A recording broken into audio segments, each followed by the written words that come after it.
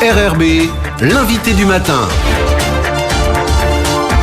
Bonjour Jean-François Bodin. Bonjour Nicolas. Et vous recevez l'ambassadeur de l'Union Européenne dans le Pacifique. Sougir aussi, monsieur l'ambassadeur, bonjour. Bonjour Jean-François. Merci d'avoir accepté notre invitation alors que vous êtes encore pour quelques jours en Calédonie. Pour un long séjour, vous serez resté quasiment une dizaine de jours. Pourquoi ce séjour prolongé sur le territoire ? J'ai voulu passer beaucoup de temps ici parce que j'avais 3 motifs pour ma visite. Je devais rencontrer l'équipe car nous avons ici un bureau de l'Union Européenne avec 7 personnes qui a la responsabilité de suivre ce que nous appelons les pays et territoires d'outre-mer, donc la Nouvelle-Calédonie, mais aussi Wallis et Futuna, la Polynésie française et Pitcairn.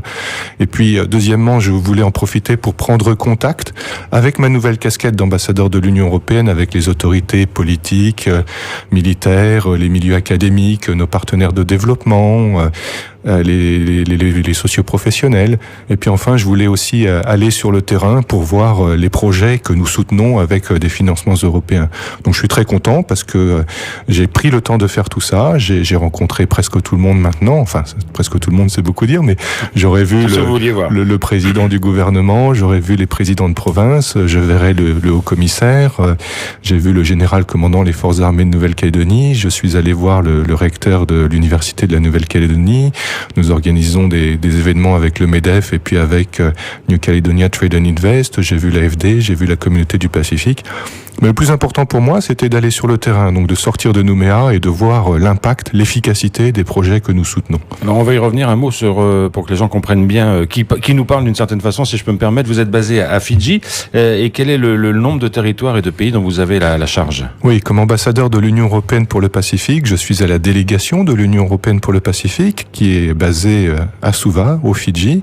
On est 70 à peu près dans l'équipe et on suit 13 pays insulaires du Pacifique. Donc je fais toujours une liste négative, c'est toujours plus rapide de dire qui n'y est pas. Donc on n'a pas la Papouasie-Nouvelle-Guinée, on n'a pas l'Australie, on n'a pas la Nouvelle-Zélande, mais autrement tous les autres pays du Pacifique sont suivis depuis Suva. Et en plus donc on a les 4 pays et territoires d'outre-mer que je vous citais tout à l'heure. Alors quand vous dites suivre, c'est à la fois voir comment l'Europe intervient dans ces pays et territoires du Pacifique, ou c'est aussi pour, j'allais dire, faire la promotion de l'Europe dans ces territoires qui sont loin finalement du centre de l'Europe ? On est aujourd'hui avec un système qui est assez proche de celui des États membres, comme la France. J'étais d'ailleurs ambassadeur de France au Fidji auparavant. Donc je suis vraiment ambassadeur. Donc ma responsabilité, c'est de représenter l'Union européenne auprès des États tiers, avec toute la palette des activités. Donc c'est une représentation qui est à la fois politique, économique, de développement, et puis de faire le lien entre ces États et l'Union européenne. D'ailleurs, je rapporte au haut représentant pour la politique étrangère et de sécurité, qui est finalement une sorte de ministre des Affaires étrangères de l'Europe. Et nous sommes 142 ambassadeurs de l'Union européenne dans le monde.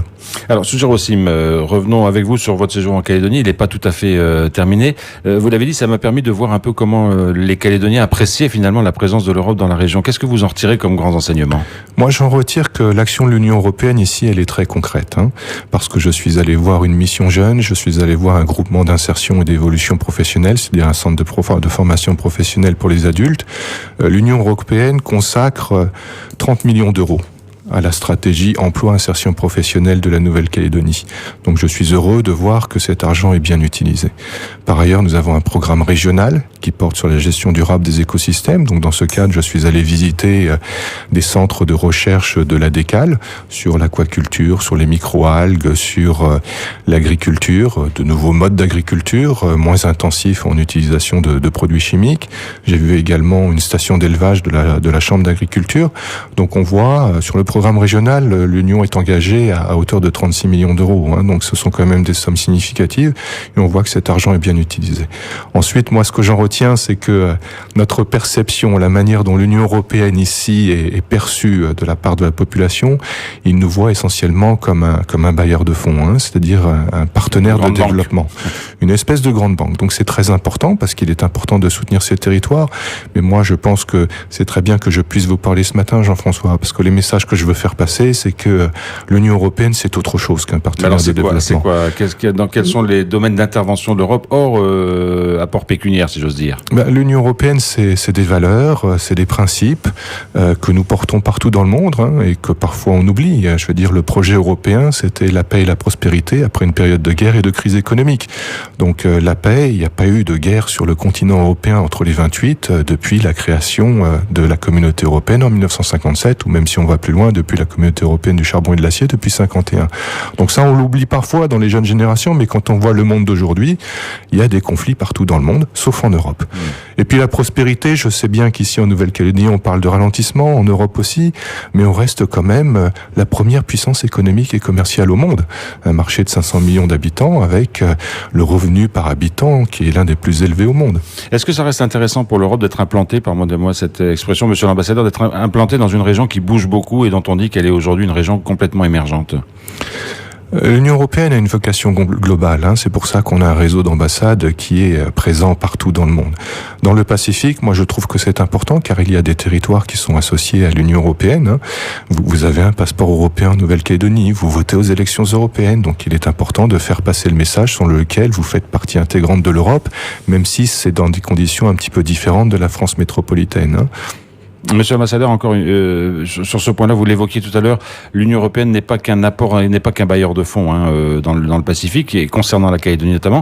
Mais qu'est-ce qu'elle apporte d'autre finalement? Qu'est-ce que vous aimeriez mettre en avant comme réussite que l'Europe arrive à mettre en place dans ces territoires? Moi, j'aimerais bien que les jeunes de Nouvelle-Calédonie, et ils forment une part importante de la population, s'identifient comme complètement européens, comme complètement en phase avec les priorités de l'Union européenne. Mais est-ce que c'est possible? Voilà, parce que c'est vrai que la distance, les différences culturelles font que c'est parfois difficile à appréhender. Alors, je pense que ces valeurs sont facile à appréhender, puisqu'aujourd'hui les valeurs de l'Union européenne, au-delà de la démocratie, de la puissance économique, aujourd'hui la première priorité de l'Union européenne, et ça a été réaffirmé par la nouvelle présidente de la Commission européenne qui a pris ses fonctions il n'y a pas très longtemps, puisqu'elle a commencé son mandat, Madame van der Leyen, le 1er décembre, c'est le pacte vert européen. Le pacte vert européen, c'est la neutralité carbone, donc la lutte contre le changement climatique, c'est le développement d'une stratégie de biodiversité, donc c'est aussi très pertinent pour la Nouvelle-Calédonie, c'est l'économie circulaire, c'est-à-dire la gestion durable des déchets, ce sont les technologies vertes, donc les technologies d'avenir.